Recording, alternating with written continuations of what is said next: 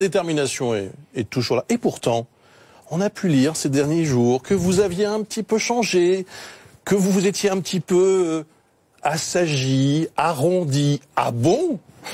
On vous a même vu danser dans les rues de Marseille. Chaud d'ambiance et enthousiasme pour cette rentrée de la France insoumise.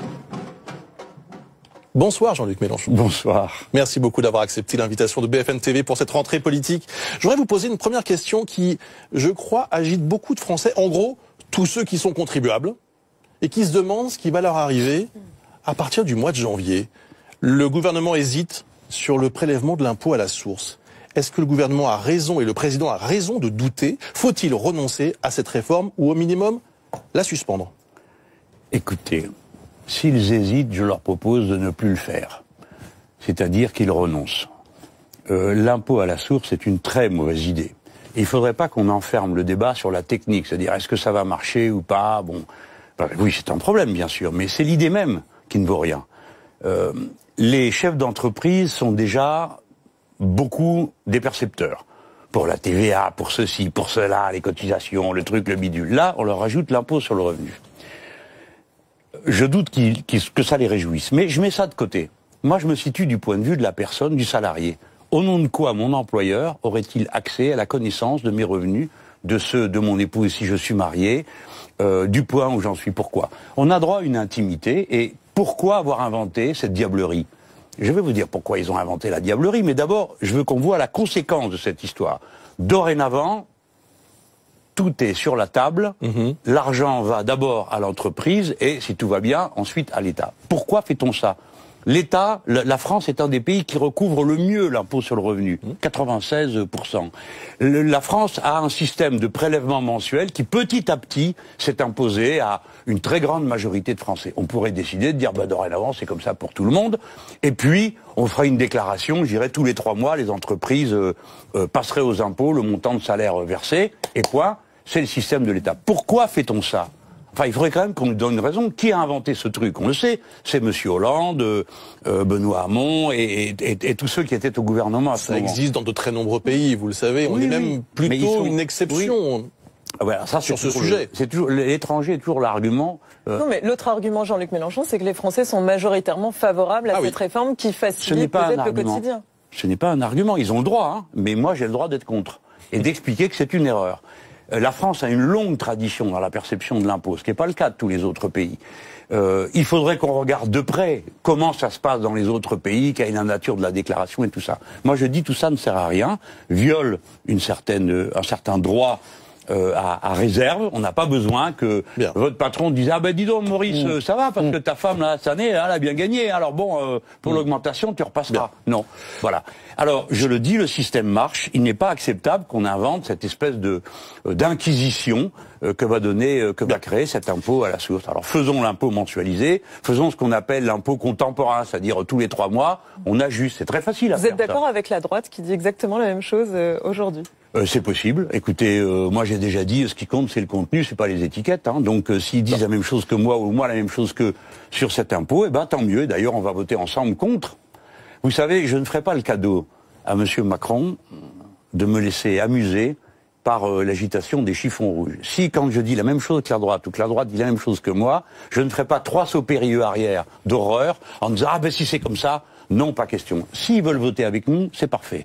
Nous l'avons fait de manière assez spectaculaire. Sur la motion de censure, la droite a déposé un texte, ils ont fait l'effort de rien mettre dedans qui soit absolument imbuvable par nous, on l'a voté. Les communistes l'ont voté. Donc il ne faut pas qu'ils croient qu'il va inventer des... Vous savez ce qu'il adorerait faire, là, la question que vous avez posée tout à l'heure. Alors, il y a l'horrible fasciste italien, et puis il y a moi, le père la vertu, que serait M. Macron. Donc une deuxième fois, le vote forcé. Une deuxième fois, tiens, je te tords le bras dans le dos, hein, et puis je tire un bon coup sec à chaque fois qu'il s'agit d'aller voter. Et il fabrique un paysage dans lequel les gens, au nom de cette peur qu'on leur injecterait, devraient voter de telle ou telle manière. Dans l'affaire Salvini-Macron, il n'y en a pas un pour racheter l'autre. C'est la peste et le choléra, les deux réunis. On va reparler de Salvini et Emmanuel Macron, mais l'autre grand sujet du jour, hein, et on sait que vous êtes sensible au combat écologique, et bien sûr, c'est le remplacement de Nicolas Hulot à la tête de ce ministère si compliqué. Alors le président cherche un successeur. Il a pris contact avec Daniel Cohn-Bendit. Ferait-il un bon ministre? Parce que ça a été dit et même confirmé. Camille Langlade est ici pour nous le dire. Par lui-même. Par Daniel Cohn-Bendit. Bah oui, ça sent le coup de pub à 3 km à la ronde. Il sera jamais ministre et on lui demandera pas d'être ministre. Il a besoin d'un coup de pub, Daniel Cohn-Bendit? Ah ouais, je crois. Ouais. Il est toujours pour. Mais venons sur le fond. Non mais alors attendez. Il y a le fond. Vous avez raison. La seconde de blague. Hein. Mais il faut trouver une personnalité. Il faut trouver quelqu'un pour incarner cela au gouvernement. Écoutez, c'est pas comme ça qu'il faut prendre le problème. On peut le prendre de manière politicienne. J'ai plein d'amis qui disent, Hulot, après tout, il a qu'à pas y aller, il savait depuis le début. Moi-même, je m'étais risqué dans une vidéo, je l'ai complètement oublié, à dire, mais qu'est-ce qu'il fout là-dedans? Dans 6 mois, il va se rendre compte que tous ces gens n'ont rien à faire et il va s'en aller. Bon, ça a duré un peu plus longtemps que prévu. Entendons l'essentiel. L'essentiel, c'est pas tout ça.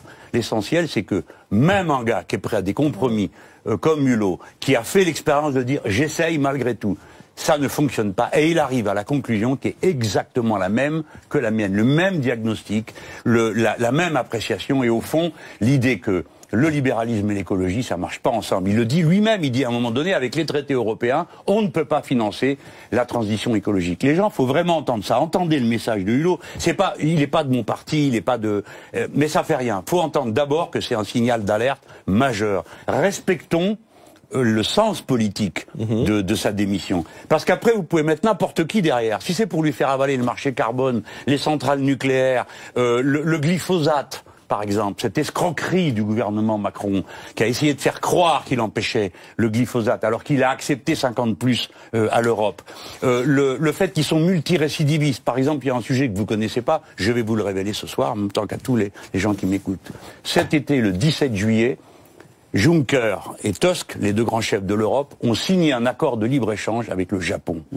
Personne n'est au courant, le mandat était secret, la décision a été prise avec l'accord de Macron, parce qu'il y a eu un conseil, et Macron a donné son accord, le même qui nous avait dit, après l'affaire avec le Canada, plus jamais un accord de cette nature. Il l'a signé. Les clauses environnementales ne sont nullement contraignantes. L'accord de Paris y est pas. Même les pauvres baleines. Les députés européens avaient quand même fait une motion pour dire, s'il vous plaît, si on discute avec les Japonais, au moins imposons-leur d'arrêter de chasser les baleines. Les baleines, ils en ont rien à faire non plus. Donc, la gravité de la situation décrite par Hulot, par son départ, c'est de dire arrêtez cette folie. Eh ben non, ça continue. Mais tous ceux qui accepteraient donc d'aller au ministère de l'Environnement, enfin de l'écologie, sont disqualifiés a priori selon vous. D'ailleurs, même s'ils ont des états d'armes, même s'ils ont à faire valoir, ils n'ont aucune possibilité d'action. Écoutez, moi, quand Hulot est arrivé là, on a eu une discussion dans le groupe Les Insoumis. Comment on le traitait? D'accord? Et on a dit, on va pas tirer dessus. Parce que du peu qu'il fera, c'est toujours ça de prix. Bon. Il a essayé de faire des choses, on va pas dire le contraire. Et puis progressivement, à la fin, on devenait suspect.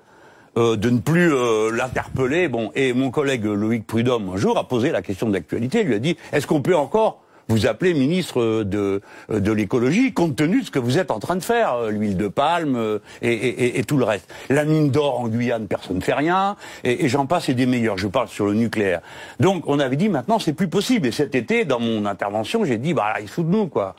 On était arrivé à une limite. Et Hulot le sentait. Alors je réponds en cela à votre... Oui, ceux qui seront là viennent là de manière sacrificielle.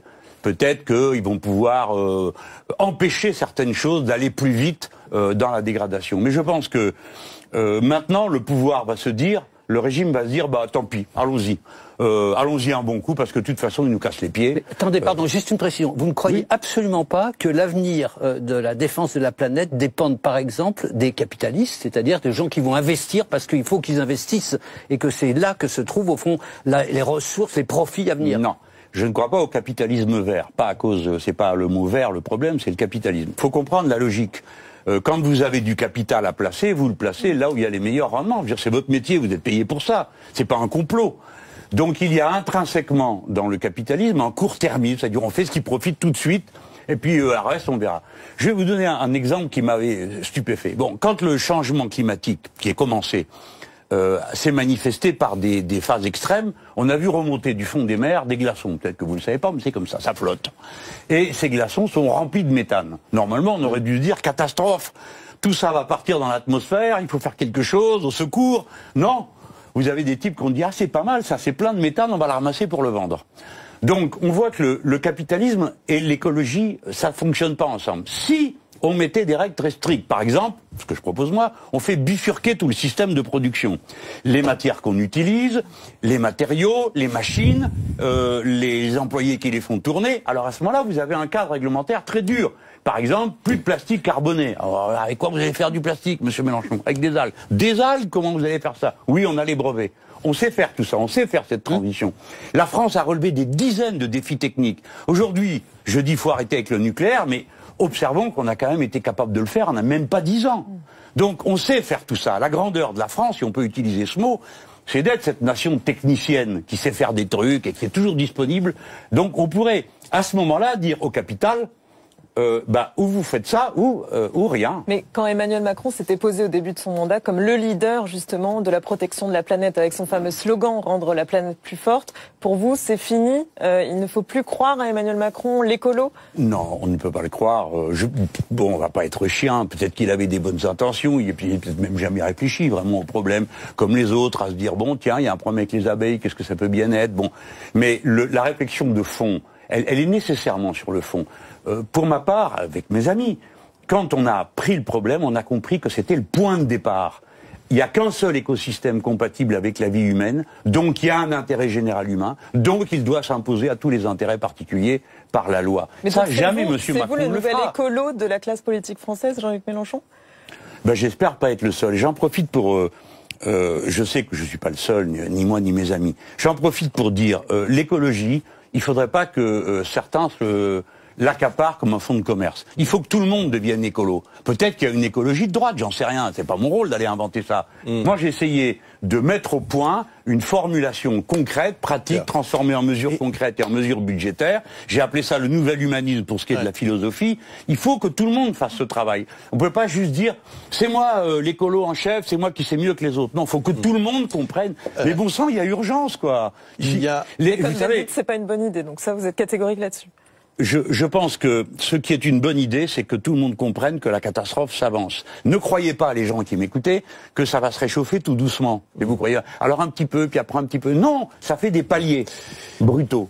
Quand on a signé la COP 21, tout le monde a dit, ah, formidable, ça s'est passé chez nous, on a signé la COP 21, c'est l'accord sur le climat. L'accord sur le climat, il dit, on va pas augmenter de plus de 2 degrés. Alors il y a des gens qui sont venus, les chefs d'État des petites îles, ils ont dit écoutez, nous on veut bien signer tout ce que vous voulez, mais pas 2 degrés, parce que à 2 degrés, nous on est noyés. Ah bon, combien vous voulez? 1,5. 1,5, on a dit. On va essayer de faire 1,5, mais on aura 2. Et quand on regarde ce que les pays ont donné, c'est 3,5 degrés. Donc, même en respectant l'accord de Paris, le changement climatique va avoir lieu et les catastrophes qui vont avoir lieu. Pardon, je termine là-dessus. C'est un problème de presque de philosophie personnelle. Qu'est-ce qu'on fait? Tous ensemble? Ou chacun pour soi. Voilà, il y a une ville en Inde, c'est chacun pour soi, ils ont appris aux gens à nager parce qu'ils sont inondés tous les 3 mois. J'aimerais avoir votre sport sur quelque chose de plus terre à terre. Ça c'est très terre à terre. Hein. Et vous n'avez pas eu de moustique tigre vous cet été? Et la pyrale du but, vous n'avez pas un but dans votre jardin? Absolument. Alors, il y a l'interrogation sur le remplacement de Nicolas Hulot. Est-ce que vous souhaitez que le remaniement du gouvernement soit plus large? Est-ce que d'autres ministres n'ont pas fait leurs preuves et doivent quitter, selon vous, le gouvernement? Je pense à Mme Nyssen, par exemple. Moi, j'ai pas d'avis à donner là-dessus. Ils vont appliquer leur politique. Elle va être terrifiante cette année. Parce que, bon, comme il y a aussi un certain amateurisme là-dedans, ils ont mal programmé les choses et ils se retrouvent avec des événements budgétaires majeurs. Il n'y a pas de croissance, alors que, paraît-il, ces messieurs-dames sont tellement intelligents qu'ils avaient trouvé comment on allait faire pour que ça marche. Il n'y a rien qui marche. Il y a moins de recettes de l'État. Ils ont promis, monts et merveilles à ce qu'ils appellent les entreprises, c'est-à-dire au fond aux actionnaires, et ils se retrouvent avec exactement ce que je leur avais dit, c'est que tous les sous qu'ils leur ont donnés, au lieu d'aller dans l'économie réelle, ils sont directement dans la sphère financière. On a les millionnaires les plus heureux du monde, les milliardaires les plus contents. L'un d'entre eux, que vous connaissez bien, a augmenté sa fortune de 30% cette année. Tout ça est aberrant. Tout ça est fou. Alors que pendant ce temps, le pauvre peuple tire la langue. Est-ce que vous soutenez un autre combat qui est celui de Stéphane Bern, qui dit on est peut-être en train de me tromper, on m'a baladé, on me donne pas les moyens de protéger les monuments, qu'ils soient historiques classiques ou même ouvriers, hein.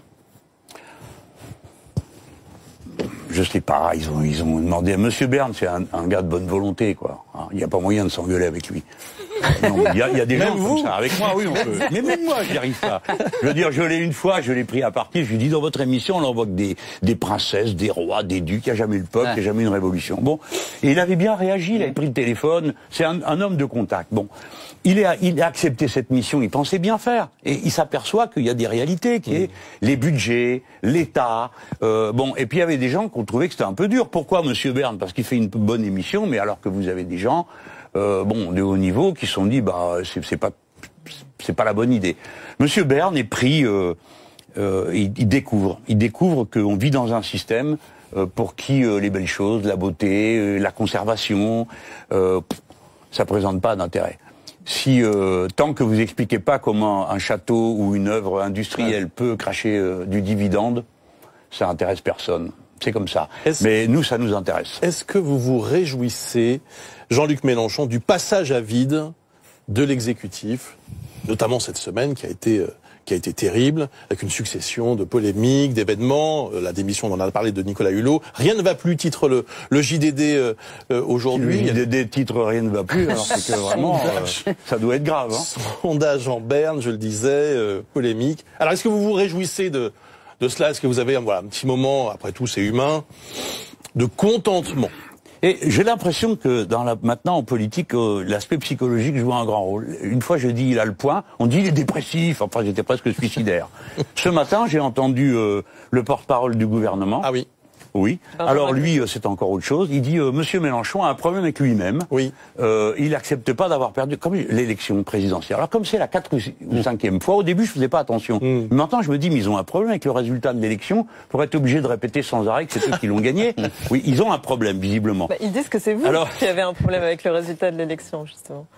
Encore heureux que j'ai un problème. Les gens diraient mais qu'est-ce que c'est cet homme? Il est candidat, il est battu et trouve ça bien. Non, je trouve pas ça bien et j'espère que notre tour vienne. Je sais pas quand, mais il viendra et on va le faire. Bon, alors la rentrée ratée du gouvernement. Qu'est-ce que ça signifie selon vous? Une crise politique majeure, bien sûr, et qui ne concerne pas. Il faut aller au-delà de l'apparence. C'est pas seulement Monsieur Macron et son l'illusion qu'il a répandue qu'il allait traverser le pont d'Arcole 50 fois par jour sans prendre une mauvaise balle. Hein. Cette illusion que parce qu'il était jeune et rapide, tout allait aller mieux. Mais cet homme a appliqué une vieille doctrine, celle du ruissellement, l'idéologie libérale. On donne beaucoup aux riches parce que comme ça, les miettes qui tombent de la table seront plus grosses pour les pauvres. C'est la fin. Ça ne marche pas, cette histoire-là. Je vous parle même pas d'idéologie. Ça ne marche pas. Mieux vaudrait que les gens puissent vivre normalement. La consommation populaire, même si nous avons à discuter de ce qui est consommé, c'est le moteur numéro 1 d'une économie. Et c'est normal. Parce que c'est l'économie, qu'est-ce que c'est? C'est arriver à vivre ensemble, produire les biens dont on a besoin. C'est ce moteur-là qui l'a tué. La seule année où ça a marché en Allemagne, où ils ont eu un niveau de croissance suffisant, c'était l'année où la croissance, la consommation populaire avait augmenté. L'investissement est nécessaire. Changez les machines pour passer à des process écologiquement soutenables. Et vous ferez de l'investissement. Ils n'ont rien fait de tout ça. Tout l'argent qu'on leur a donné, ils se le sont goiffrés dans leurs comptes financiers et ils n'ont rien placé dans l'économie réelle. Ce que je dis là, vous pouvez le vérifier. Vous savez que j'ai raison quand je dis ça. Donc cet homme, voilà pour sa politique économique. Quant à sa politique personnelle, c'est la quintessence de la Ve République. Il avait vendu à tout le monde qu'il allait gouverner autrement. C'est pire que jamais. Il était là pour rétablir la confiance, il l'a encore amoindri. Par conséquent, on peut dire qu'il est déjà dans une impasse. C'est curieux, non? Vous le sentez bien. On est un an à peine après son élection, il y a déjà une ambiance de fin de règne. Eh ben, c'est lié à l'épuisement de ce qu'il porte. Une image qui était fausse, qui était une illusion, une politique qui marche pas, et un système politique auquel plus personne n'adhère. Est-ce que vous croyez que même vous, la France Insoumise, vous pourriez arrêter la folie du capitalisme financier, le réglementer ou... Oui. Oui. Oui, bien sûr. Parce que il faut comprendre que l'économie, c'est d'abord produire et consommer pour vivre demain matin. Et après-demain. Et après-demain. Par conséquent, quand on définanciarise l'économie, de toute façon, l'économie tourne. Et si vous injectez dedans des moyens pour les braves gens, de se nourrir, de se vêtir, d'être éduqués correctement, vous faites tourner la machine. Ensuite, c'est à vous de dire qui peut faire quoi. Et en particulier, vous pouvez dire le capital financier, c'est bon, vous avez assez vu. Le droit pour vous d'entrer et de sortir le capital qui est placé dans les fonds de pension, les choses de cette nature, les LBO, pour ceux qui connaissent un peu ce sujet, cet argent qui arrive tout d'un coup et qui ressort après avoir dépouillé les entreprises, tout ça c'est terminé. Je pourrais par exemple inventer une clause simple, proposer une clause simple. Si vous investissez votre argent pour moins de 5 ans dans une entreprise, vous n'avez pas de pouvoir de vote dans l'entreprise. Donc, inutile d'essayer de presser le citron, puisque vous n'en aurez pas le droit en tant qu'actionnaire. Mais il y a plein de mesures qu'on peut prendre de cette nature qui définanciarisent. Pardon, et je termine en disant que oui, il y a des secteurs qui doivent passer à la propriété collective, tout simplement parce qu'on a besoin. Il faut aller vite maintenant. Si on veut mettre des éoliennes partout en mer, si on veut que tout ça tourne, il va falloir des outils puissants que seul l'État peut mettre en mouvement, parce que le capital privé le fera jamais. Vous parlez de l'impasse d'Emmanuel Macron aujourd'hui. N'y a-t-il pas aussi une impasse des oppositions, puisqu'on voit une gauche et une droite éclater? Est-ce que c'est pas la chance d'Emmanuel Macron, peut-être, pour rebondir justement? Vous n'êtes pas prêt, vous ne faites pas bloc à gauche ou à droite pour écoutez, déjà, c'est la démocratie quand même. Bon, il y a une majorité. Mais même à gauche, il y a plusieurs gauches. Non, mais d'accord, mais il y a une majorité qui a été élue. On ne peut pas passer à côté de ça. Ils ont donc la majorité dans l'Assemblée. Ensuite, oui, il y a des oppositions. Quand vous regardez l'hémicycle, il y en a à droite qui s'opposent, il y en a sur la gauche parce qu'on nous a mis aux deux bords. Voilà, c'est comme ça. Depuis Louis XVI. Alors c'est dire que c'est pas d'aujourd'hui qu'on a imaginé ça. Mais que voulez-vous qu'on fasse? Alors moi je sais ce que j'ai à faire. La droite, ils font bien ce qu'ils veulent, mais je sais ce que moi j'ai à faire. Essayer d'établir les digues les plus larges possibles quand ils avancent frontalement comme ils le font. Et je pense que le fait qu'on ait défendu dans l'affaire Benalla bec et ongle jusqu'au bout la mise en place de la commission d'enquête, etc. Résultat, il a abandonné sa réforme constitutionnelle. Mais on l'a fait, oui, la droite le faisait et nous le faisions. Il a suspendu. Et là, ensuite, il a suspendu. Oui, je crois qu'il a suspendu au clou où ça reste un moment. Alors c'est pour ça d'ailleurs que vous aviez invité des parlementaires d'autres pays lors de vos fameuses amphis à Marseille il y a tout juste une semaine. Vous voulez élargir le cercle, hein? On a voulu... Non, il faut pas tout mélanger, parce que sinon, j'ai pas fini de dire ce que je voulais dire. Pour ceux qui siègent à gauche... Certains vous ont tendu la main, vous ne saisissez pas ces mains tendues. Je pense à Olivier Faure qui voudrait faire par exemple un combat commun avec vous sur le glyphosate, sur le congé parental. Vous n'avez même pas répondu. Ah, pardon, excusez-moi, c'est que c'est pas arrivé jusqu'à moi parce que on n'a pas cessé de leur proposer de faire des choses. D'ailleurs, on en a fait. On a fait un recours au Conseil constitutionnel ensemble au Parlement. On a fait la motion de censure ensemble. Et chaque fois qu'on peut, on vote ensemble. Encore une fois, je l'ai dit, c'est une affaire de contenu. Donc moi, j'ai rien contre Monsieur Faure. Bon, il a dit qu'il était ni Mélenchon ni Macron. Alors je sais pas où ça existe, ça. Mais bon, apparemment, lui, il sait où c'est. C'est pas sérieux. Et d'ailleurs, il se le fait reprocher amèrement dans son propre parti, par des gens qui disent mais tout ça, c'est nous condamne à l'impuissance de montrer du doigt les plus proches voisins. Enfin, en tout cas, je suppose que c'est les plus proches. Donc moi, on est prêt à parler tout le temps, mais pas de combine. Alors, par exemple, pour les réponses que vous disiez sur les amphis d'été, alors moi, j'en reviens pas, qu'on ait trouvé ça extraordinaire. Alors, c'est tout juste si j'avais pas ouvert une discussion avec tout le monde, avec la droite. Mais pas du tout. On a invité des parlementaires avec lesquels on discute. On n'a pas invité la direction politique des Républicains. Enfin, quel sens ça aurait? Ils seraient pas venus, parce qu'ils n'auraient même pas l'idée de leur demander. De la même manière, nous n'avons pas invité la direction du Parti socialiste, mais des socialistes, des communistes. Voilà comment nous procédons. Quel est mon but? Évidemment, mettre la digue la plus large possible au Parlement, c'est une institution. Nous sommes dans l'institution. La digue la plus large possible contre les folies macronistes. Et peu me chaud de savoir les raisons pour lesquelles les autres sont contre. Je sais, moi, pourquoi je suis contre. Vous me comprenez? Bon, quand je dis que je veux pas de la réforme institutionnelle, c'est parce que je veux de la 6ème République et que le peuple s'en empare. Bon, ça c'est la première chose. Puis après, il y a la rue. Ça compte, la démocratie sociale. Là, vous avez un appel des syndicats, une journée d'action le 9 octobre. Le paysage syndical s'est complètement transformé entre la galère que j'ai vécue au moment du code du travail, de l'inversion du code du travail, où là, bon, les syndicats étaient divisés, personne ne voulait parler avec personne, et en gros, on se retrouvait tout seul. La situation a complètement évolué. On a eu des manifestations communes syndicats-partis. Là, les syndicats, il y a une assez large union. Beaucoup d'entre eux ont parlé tout l'été. C'est la première fois que les 12 organisations syndicales de ce pays se parlent pendant tout l'été. Et là, il y aura une manif le 9 octobre. C'est le point de départ. Quand va arriver la retraite, vous allez voir que là, on va pouvoir bénéficier de ces nouvelles conditions politiques de combat. Mais alors, vous avez un problème quand même, Jean-Luc Mélenchon. Si j'en avais qu'un, ça serait parfait. Non, mais qui me semble préoccupant. Et c'est Sophia Chikirou qui a mis l'accent là-dessus. J'écoute toujours ce qu'elle dit avec intérêt. Et elle dit c'est la montée des communautaristes. Et que nous, les Républicains, dit-elle, on a un problème, notamment aux médias. Alors, il me semble que ça va au-delà du média. Alors, est-ce que c'est votre avis aussi? Et comment vous allez lutter contre ça? Ah ben, il faut comprendre la mécanique. Quand tout ce qui relève de l'intérêt général recule, l'État recule, les institutions communes reculent, le sentiment d'appartenance commun, même des choses toutes bêtes comme l'affaire de l'indemnisation du chômage. Vous annoncez au cadre, si vous gagnez beaucoup, vous serez indemnisé moins. Alors on peut dire oui, mais ils ont déjà assez. Oui, mais il faut réfléchir plus loin que le bout de son nez. C'est eux qui cotisent le plus. Donc si on leur dit, écoutez, vous n'avez plus aucun intérêt commun avec les autres, bah, ils vont finir par dire, oui, on n'a aucun intérêt commun avec vous, débrouillez-vous. J'essaye de décrire par des petites touches comme ça. Quand tout s'en va, d'autres solidarités se mettent en place, d'autres identités apparaissent. Identité, je veux dire, mot d'ordre, drapeau, consigne commune. Et le communautarisme, en effet, trouve là un terrain quasiment comme un instrument de survie. Parce que des gens se mettent ensemble pour survivre, vu que l'État ne s'en occupe pas, vu que.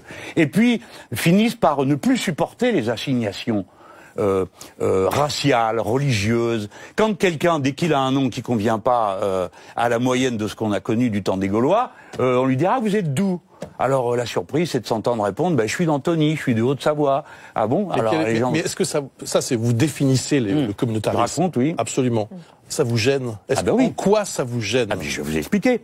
Alors, tout le monde n'est pas de... Je fais attention, tout le monde n'est pas de mon avis. Je fais attention, je veux convaincre. Pas brutaliser. Moi, je vais pas venir avec les livres de la loi et dire voilà, c'est comme ça. Il faut convaincre. Il faut comprendre qu'une bonne partie des gens qui se sentent assignés à identité religieuse ou de couleur de peau ne se sentent pas par une illusion. C'est parce que c'est vrai. Il y a de vraies discriminations raciales, etc., etc. Nous, alors, à partir de là, je dis aux gens, écoutez, tombez pas dans le panneau. Parce que si vous-même, vous commencez à vous décrire par ce à quoi on vous assigne, tout est perdu. Moi, je crois à l'humanité universelle. Je crois que les êtres humains sont tous semblables. Et que, bien sûr, ils ne sont pas les mêmes, mais ils sont semblables. Et comme leurs besoins sont semblables, et comme ils sont réunis par un intérêt général humain qu'on voit aujourd'hui avec la catastrophe climatique qui s'avance, c'est le moment, les gens, plus que jamais, de se définir comme être humain par-dessus tout. Mais vous avez vu qu'aux médias, qui était une création pleine d'espoir au départ, ça tourne à la baston généralisée. C'est plus entre camarades, c'est vraiment la détestation. Ah oui, moi je peux que déplorer, regretter. Alors moi je paye à l'aller au retour, parce que quand ils ont créé le média, on dit c'est Mélenchon. Alors j'avais beau dire mais non, ils font ce qu'ils veulent. Alors, personne ne le croyait. Alors après ils se disputent, on dit voilà encore Mélenchon. S'il vous plaît, pitié quoi. Et vous soutenez Sophia Chikirou dans cette... Écoutez, moi je ne veux pas me mêler de la discussion. Attendez, moi je ne veux pas me mêler de la discussion aux médias. C'est une rédaction, c'est pas à vous que je vais expliquer que des rédactions où ça se passe bien, il y en a pas tant que ça, comme ça.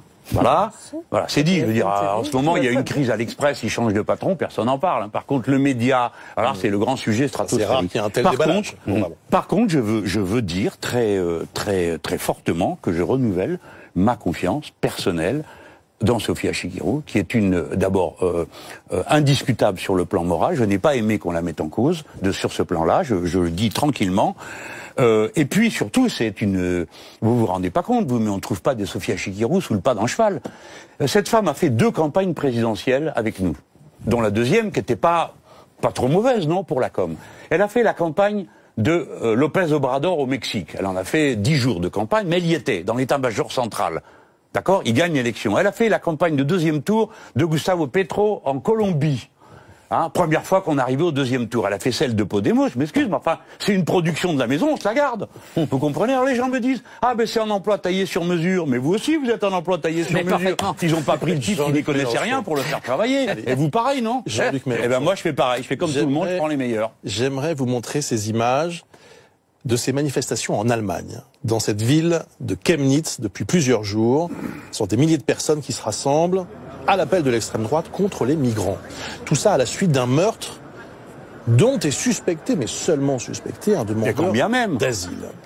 J'aimerais avoir votre sentiment à la fois sur ces manifestations, cet événement, mais plus largement sur, au fond, ce débat qui prend de plus en plus d'ampleur en Europe. On est pour ou on est contre les migrants. Voilà en gros à quoi ça se résume depuis je connais aussi des gens qui sont contre la loi de la gravitation universelle. Ils ne lèvent pas les pieds dans les escaliers, on connaît le résultat. Bon, qu'est-ce que ça peut bien vouloir dire être contre l'immigration? Qu'est-ce que ça veut dire?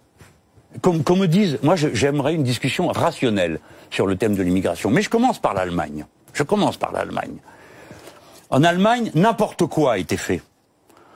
C'est-à-dire que quand des milliers de gens, des dizaines de milliers de gens sont arrivés, Madame Merkel, sans rien demander à personne, tout d'un coup a dit si j'en prends 800 000, mettant tous les autres au pied du mur d'une politique irresponsable, qui correspondait aux intérêts du gouvernement de droite allemand. Pourquoi? Parce qu'ils ont un problème démographique terrible et qu'ils avaient besoin de gens jeunes et diplômés, c'était eux qui étaient là. Deuxièmement, parce qu'en voyant arriver tous ces gens, ils en ont profité pour mettre une deuxième couche. Il y avait des emplois à 1 euro de l'heure, ils ont inventé les emplois à 80 centimes de l'heure pour les immigrés. Donc d'une manière sordide, cynique, Madame Merkel a utilisé la situation. Et on a fait croire à tous les Européens que c'était comme les champignons sous la pluie, l'immigration. Non, ces gens fuyaient une guerre bien précise, la guerre de Syrie et la guerre d'Irak. Donc la réponse au problème de l'immigration était en Syrie et en Irak, pas à la frontière. Mais ça veut dire qu'il ne fallait pas accueillir ces 800 000 Il fallait réfugiés. prendre et appliquer une décision collective. D'accord? Au lieu de quoi, on a tout laissé les Italiens se débrouiller avec, les Grecs se débrouiller avec. Jusqu'à ce qu'ils en puissent plus. Et qu'à ce moment-là, on dise quelle erreur, ils en peuvent plus, ils sont devenus nationalistes, agressifs et tout le reste. Mais qui a créé cette situation invraisemblable? Qui a déclenché la guerre? Qui continue à pratiquer une politique économique qui vide les campagnes en Afrique et qui s'ajoute au problème du changement climatique? Est-ce que tous ceux qui nous écoutent savent que 80% des immigrations dans le monde se font entre pays du Sud? Et que donc, c'est pas une bonne nouvelle, c'est pas de se dire tant mieux, ils s'en débrouillent. Non, c'est que ça crée le chaos partout. Donc ce qu'il faut, c'est rétablir un ordre vivable pour les gens. Alors après, le reste, c'est pas sérieux. Aujourd'hui, vous savez à combien on en est? Combien nous sommes dans l'espace Schengen? 420 millions. Combien il y a de gens qui sont arrivés de manière illégale l'année dernière? 75 000. Alors c'est une invasion quand 75 000 personnes arrivent dans un ensemble de 420 millions. C'est pas sérieux. Et vous en faites quoi de ces 75 000, vous? Voilà, bonne question. J'en fais quoi? Mais qu'est-ce que je ne peux pas en faire? Ça, je le sais. Je ne peux pas les rejeter à la mer. Je suis obligé, quand ils arrivent, je ne peux pas faire autrement que de dire, voyons, qui êtes-vous, comment vous appelez, etc., etc. Mais on fait pas ça dans des camps ignobles, en gardant les gens sous clé avec leurs gosses, comme on vient de le décider en France. Je vous rappelle que M. Macron, qui fait le quai Salvini, l'a approuvé quand il a fait la loi immigration, asile, immigration, d'accord? Et la France, qui jette des larmes de crocodile grosses comme ça quand M. Trump dit on va séparer les enfants de leurs parents, se sèche vite les yeux, parce que chez nous, on va garder les mômes 95 jours en prison. Alors, qu'est-ce qui est d'accord avec ça? Vous n'avez pas un ancêtre, vous, qui a pris la mer? Alors, sur ce sujet, très précisément, vous êtes régulièrement, vous le savez, attaqué. Oui, j'aimerais qu'on écoute de manière très contradictoire. Les gauchistes disent que je suis un droitier affreux, et les droitiers que je suis un laxiste. Alors écoutez bien, ça dure 10 secondes. Benjamin Griveaux, votre ami, porte-parole du gouvernement, ce matin. C'est pas mon ami du tout. M. Griveaux est d'une vulgarité totale. Et j'ai peur que Jean-Luc Mélenchon, qui se dit internationaliste, soit au fond un nationaliste de première catégorie. Un nationaliste de première catégorie.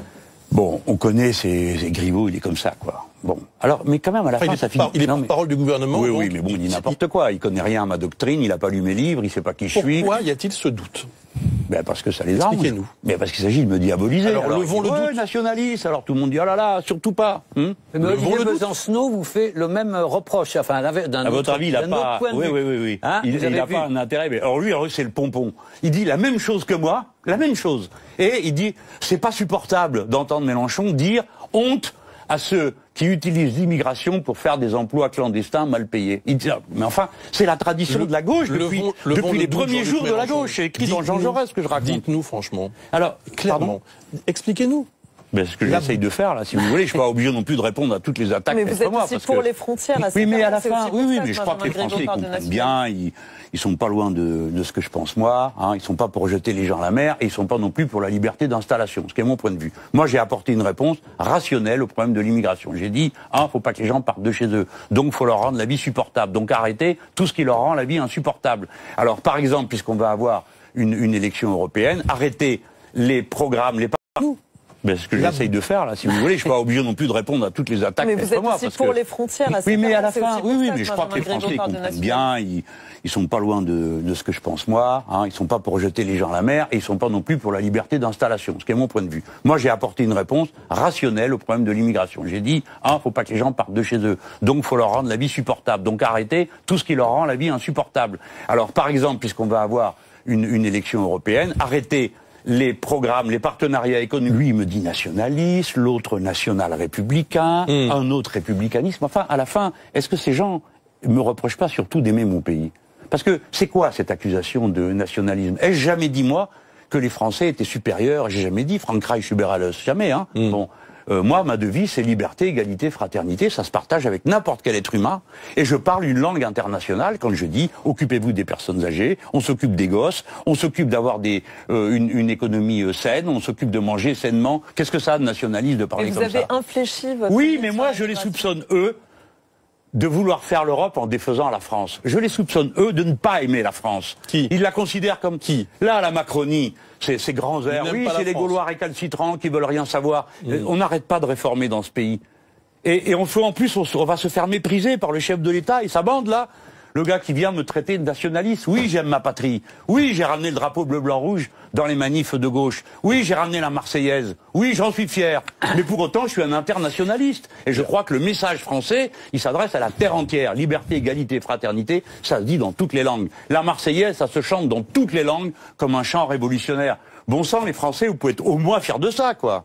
Jean-Luc Mélenchon, on va écouter ensemble le top et le flop Camille et Nicolas. Camille.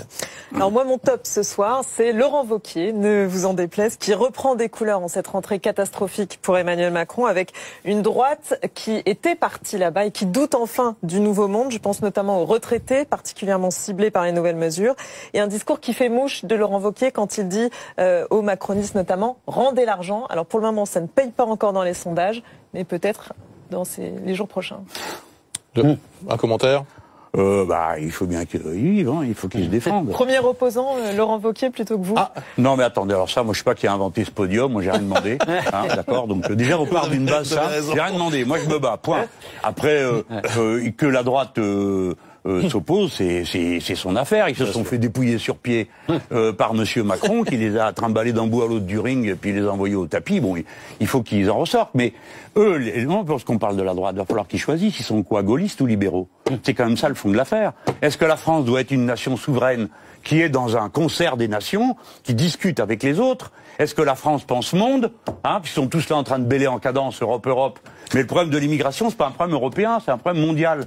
Quand vous parlez du Mali, que vous parlez de la Syrie, que vous parlez de l'Afghanistan, c'est pas l'Europe, les gens, il faut regarder les cartes. C'est le monde. Donc, est-ce que la droite, elle est gaulliste ou est-ce qu'elle est libérale? Parce que si elle est libérale, elle chante la même chanson que les autres. Et à la fin, quand ils arrivent au pouvoir, ils font comme les autres.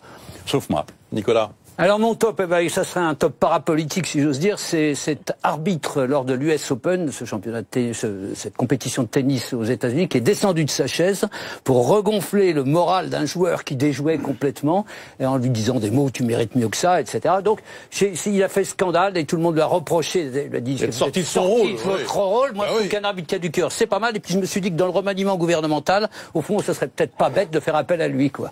C'est un peu ce que vous m'avez demandé, moi, d'aller remonter le moral des autres. Mais non, ça va pas le faire. Le flop de Camille Langlade. Mon flop, c'est Stéphane Bern, parce que la défense du patrimoine, oui, mais le chantage à la démission la semaine même où Nicolas Hulot claque la porte, non. On a le sentiment que la société civile se désagrège ou se démonétise et que le seul moyen de faire de la politique pour les non-professionnels de la politique, est-ce que c'est ce chantage à la démission ou le coup de sang? Vous êtes un habitué des coups de sang, mais vous avez peut-être d'autres armes dans votre... Mais moi, je vous ai expliqué, tous ces gens sont de bonne volonté, de bonne composition, mais ils ne veulent pas admettre qu'ils vivent dans une société de classe, avec des intérêts contradictoires, et que la politique européenne consiste à vider les caisses publiques, et que nous, les Français, qui avons construit un État et un système autour de notre État, eh bien, nous sommes les plus grands malades de l'Europe, parce que le gouvernement allemand, qui dirige l'Europe, est en train de nous mettre à genoux. Le gouvernement de droite, évidemment. Nicolas. Écoutez, moi, mon flop, ça sera l'interview du Premier ministre, Édouard Philippe, qui a voulu cadrer la rentrée. D'abord, on attendait le président de la République qui a une parole forte, mais en plus, il l'a fait dans un journal respectable, comme tout, mais de manière tellement technocratique. Dimanche dernier. Et sèche, dimanche dernier, qu'au fond, il fallait pas se surprendre, il fallait pas être surpris de ce qu'ensuite, tout ça se parte en quenouille pour rester poli et en tout cas ne pas refaire. Alors, mais vous voyez pas que le fruit est sec? Ça fait 30 ans qu'ils racontent les mêmes salades. Nous préférons le travail à l'assistanat, ils insultent tout le monde. Mais ça ne convainc plus personne. Comprenez que c'est ça le signal le plus important du moment politique que nous vivons. C'est que la confiance publique est complètement détruite. Et monsieur, parce qu'il est intelligent cet homme, le Premier ministre, faut pas croire, pour qu'il en soit réduit à débiter des sornettes comme un moulin à prière, comme ça, c'est le signe la fin d'une époque. Une dernière question, Jean-Luc Mélenchon. L'équipe de France de football revient cette semaine, ce sera jeudi soir, un match contre l'Allemagne. Est-ce que vous avez soutenu les Bleus pendant cette Coupe du Monde? Ce que je dis, parce que... On a tous non mais moi j'ai toujours dit que je connaissais rien au foot. Je suis à Marseille, on me dit « Ah mais vous soutenez l'OM ». Ben, bien sûr, l'OM c'est plus que du foot à Marseille. Bon, ben voilà. Mais ça me donne aucune compétence. Bon, je sais que j'ai fait une blague sur l'équipe d'Allemagne. Alors ça m'a valu nationaliste et tout. Bon, j'aime pas l'équipe d'Allemagne, j'ai le droit, non? Bon. Oui. Bon, voilà. Et Marseille ça avance la candidature ou pas? Ah non, ça c'est un autre sujet. Par contre, une chose, je sais pas si on est vers le bout là, mais répondez-moi. Je voudrais, non, mais il y a un sujet quand même que je veux traiter rapidement, c'est cette affaire de glyphosate. Je n'en démords pas. Et je veux en parler. Voilà, ça va aller très vite. Je propose à tous ceux qui le veulent de s'unir pour faire face à l'affaire du glyphosate, pour exiger son interdiction immédiate. Je propose à tous ceux qui n'acceptent pas l'accord qu'on vient de conclure avec le Japon, de s'unir pour se mettre en mouvement, pour faire comprendre aux Français qu'on les a eus et que c'est l'Europe qui les a eus. Voilà, dans les deux cas, on leur a menti. L'Europe a décidé qu'on continuait pour 5 ans. Monsieur Macron a dit, ah ben nous, on verra dans 3 ans, on va arrêter. Parfait, monsieur Macron, arrêtez tout de suite, puisque c'est dangereux. Et deuxièmement, les produits qui viendraient traités au glyphosate en France ne seraient plus admis à entrer en France. Bon, il faut quand même, vous comprenez, on peut pas avoir une semaine où le ministre de l'écologie fiche le camp et après la vie reprend. Comme si de rien n'était, et comme si le signal d'alerte et le cri d'alerte qu'il a lancé, nous ne l'avions pas entendu. Merci beaucoup Jean-Luc Mélenchon. Merci d'avoir fait votre rentrée politique sur BFM TV ce soir.